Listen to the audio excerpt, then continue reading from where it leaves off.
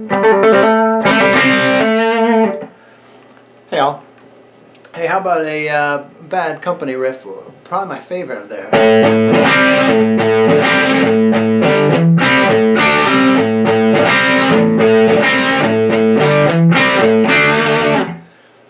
It's in A, and when you hear that intro, it's hard to figure out. It's hard to hear where's the one. You know, what count is that in the intro? And that's because he kind of leaves off the.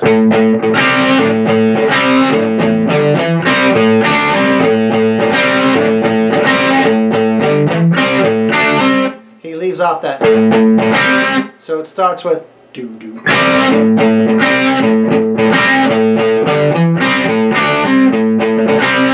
So if you have to sort of mentally do that doo doo. It just starts with that. So you'll know what I mean when you hear it. You have trouble thinking what is the count of this, what is the rhythm of this, but it makes complete sense if you think of this. If you think of the as imaginary or cut off. So it does that doo doo.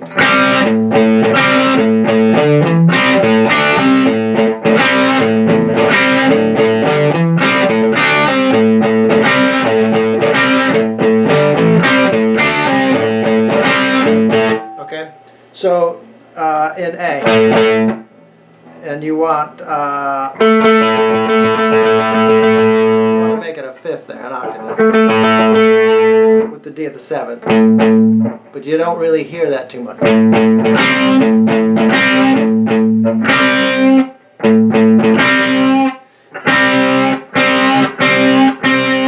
That's D and G at 5, bent slightly up.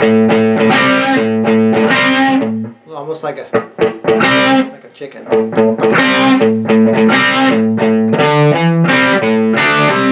And then it goes.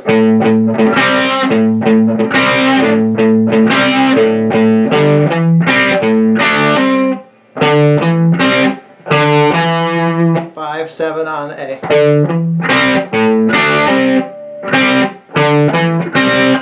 That's D and G at 5. Same thing, 7, pull up.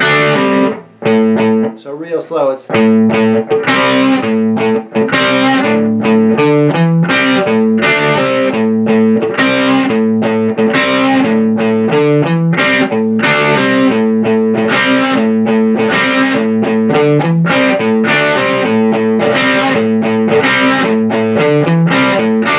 Now sometimes, and I haven't listened to it precisely because I tend to listen to live ones.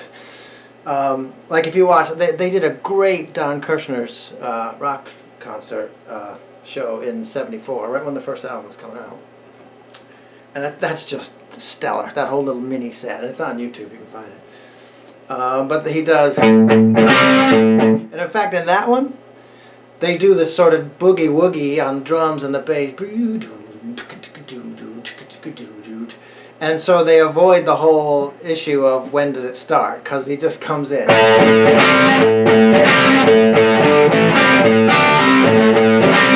Except on that one he'll do this.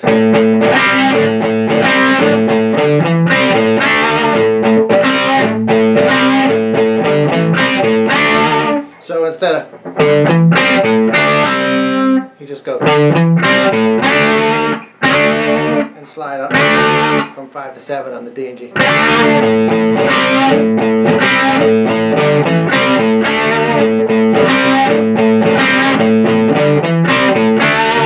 And I think on some of them he does that. So he does both, I think. So listen for yourself and decide what you want to do. But after you're doing this riff, can't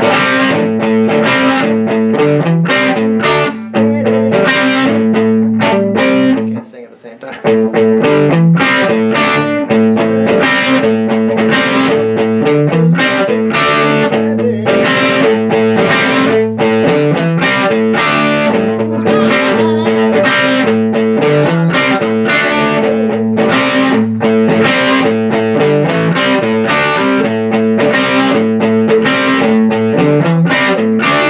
Flow.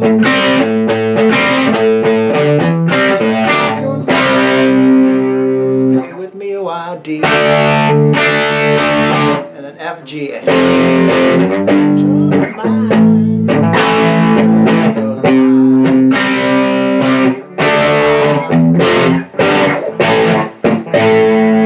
Yeah, that part.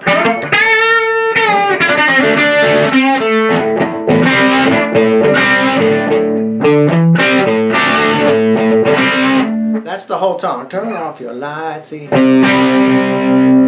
with me a while, D. F,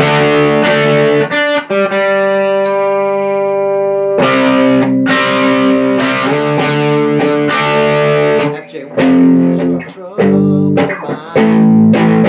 Turn off your lights. Stay with me a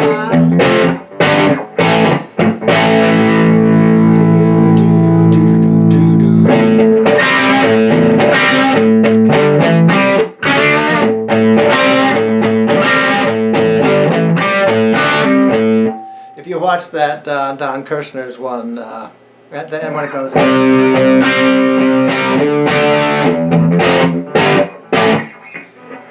Mick does it, and but you'll see, Paul sort of struggles to turn the volume up on his Strat, and he does the. In fact, I think he does, and just hits that note like you hear on the album. Kind of funny. In fact, Paul was not a bad guitar player, is not. When they did those shows in '72, after Koss was incapacitated and kind of left the band, or got kicked out of the band, one or the other. They did a tour after that, and Paul was playing lead, so he could get through entire shows as the guitar player. And in the Firm, he was still playing guitar. In fact, on Radioactive, he does, in the video, it shows him playing the acoustic and Jimmy doing that that sort of weird little riff in there. But actually, Paul, on the recording of it, Paul's the one who played that.